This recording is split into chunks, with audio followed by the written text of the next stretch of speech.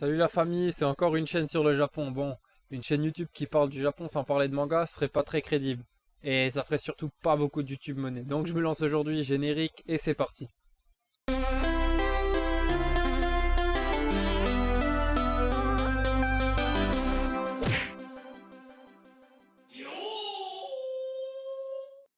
Bon, j'allais pas parler de 3 mangas choisis au pif, non. Ce que j'ai décidé de faire en fait, c'est comme les spectateurs de la chaîne sont pas forcément intéressés par ce sujet, mais plutôt par le Japon en général, c'est de présenter 3 mangas pour ceux qui y connaissent rien, pour les non-initiés, pour les profanes, pour les noobs en fait. Surtout pour les gens qui ont en tête une image cliché des mangas, à savoir celle du shonen nekutsu de base, dans lequel un jeune garçon part à l'aventure pour réaliser ses rêves et progresse au fil de l'histoire, en s'entraînant, en se bastonnant et en balançant des putains de boules de feu. Ça doit représenter 20% des mangas présents sur le marché à tout casser. Mais il y en existe plein d'autres qui abordent des thèmes bien plus grand public, avec des logiques de narration plus occidentales, qui pourraient donc satisfaire un public qui aurait peur de se lancer. J'en ai donc sélectionné 3 qui correspondent à ces critères, mais bien entendu c'est subjectif, c'est une liste non exhaustive. On attaque tout de suite avec le premier manga de la liste qui s'appelle The Promised Neverland, ou Yakusoku no Neverland en japonais, qu'on pourrait traduire en français par la Terre promise imaginaire. C'est vraiment bouffe. C'est scénarisé par Kayu Shirai et dessiné par Demizu Puska, et édité par Kazemanga en France, et il y a 3 tomes disponibles pour l'instant. Alors de quoi ça parle? Je me fais pas chier, je vais sur Wikipédia.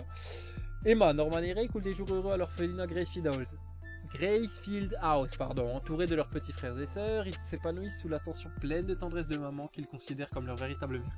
Mais tout bascule le soir où ils découvrent l'abominable réalité qui se cache derrière la façade de leur vie paisible. Ils doivent s'échapper, c'est une question de vie ou de mort. Quels sont les thèmes abordés par ce manga? Alors, dystopie, exploitation, esclavagisme, survie et sacrifice. Autant vous dire que vous n'allez pas délirer des masses. Mais je peux vous dire pourquoi vous allez le kiffer. Alors, tout simplement parce que chaque putain de fin de chapitre est complètement dingue. Non, sérieusement, j'ai relu tout le manga en entier, j'ai compté tous les chapitres avec des cliffhangers de malade et il y en a exactement 83 sur 103, ce qui est assez exceptionnel. On est tout le temps en haleine devant le manga, l'intrigue elle est rondement menée, elle est pleine de rebondissements, les personnages sont très attachants et le tout est géré de manière très réaliste par l'auteur.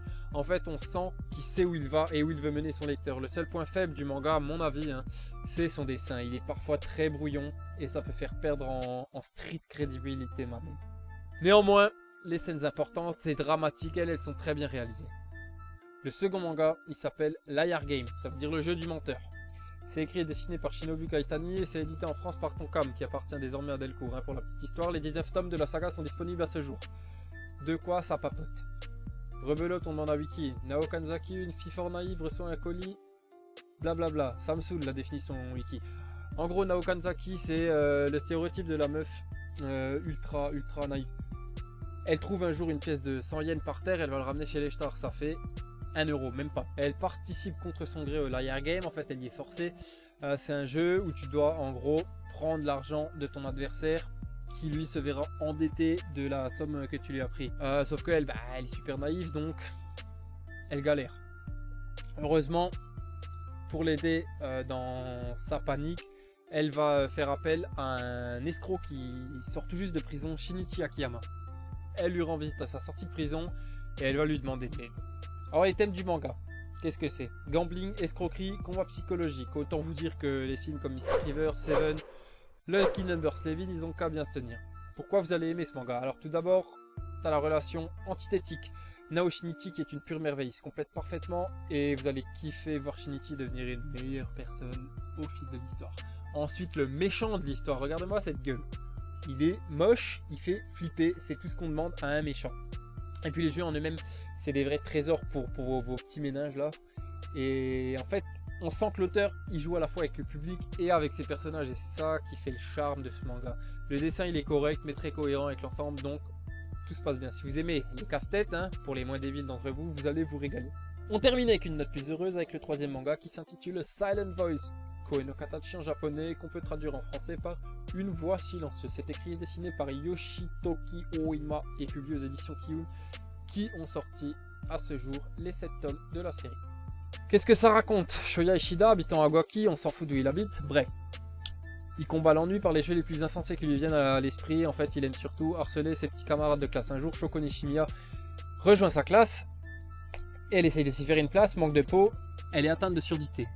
Du coup, elle va causer quelques soucis à ses camarades et ça va permettre au jeune Shoya de s'occuper en profitant des faiblesses de celle-ci. Mais tout cet amusement se retournera contre lui et ouais, le karma. Une fois lycéen, Shoya, qui décide de revoir une dernière fois Shoko pour s'excuser, va finalement se rapprocher d'elle à travers la langue des signes.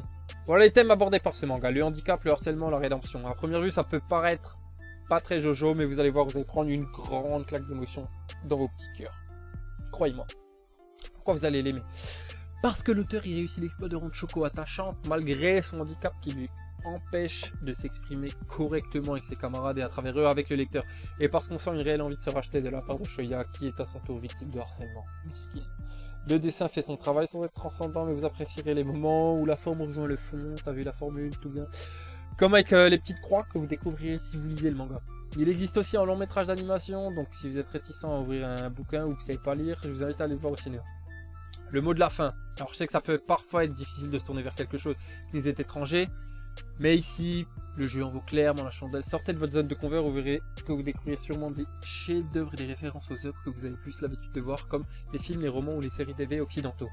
Ensuite, j'ai volontairement omis les mangas grand public les plus populaires, comme Death Note et je sais pas, l'Attaque des Titans par exemple. Même si ça aurait fait des vues et de la YouTube monnaie, je me suis dit c'est pas la peine, il y a déjà assez de critiques, de reviews dessus qui sont dispo sur YouTube et autre part sur l'internet. Bon, pour info, un tome d'un manga ça coûte en moyenne 7 € et ça sort tous les 2 mois et demi. Donc si vous avez des questions, vous n'hésitez pas à me demander, je suis là pour vous. Et c'est gratuit. J'espère vous avoir donné envie de vous tourner vers ce média. Comme d'habitude, un like, un abonnement, un partage, un commentaire, ça irait droit au cœur. Surtout un abonnement sur YouTube, s'il vous plaît. Je vais avoir 1 million en 2 jours. Merci à vous. À la prochaine. Gros bisous.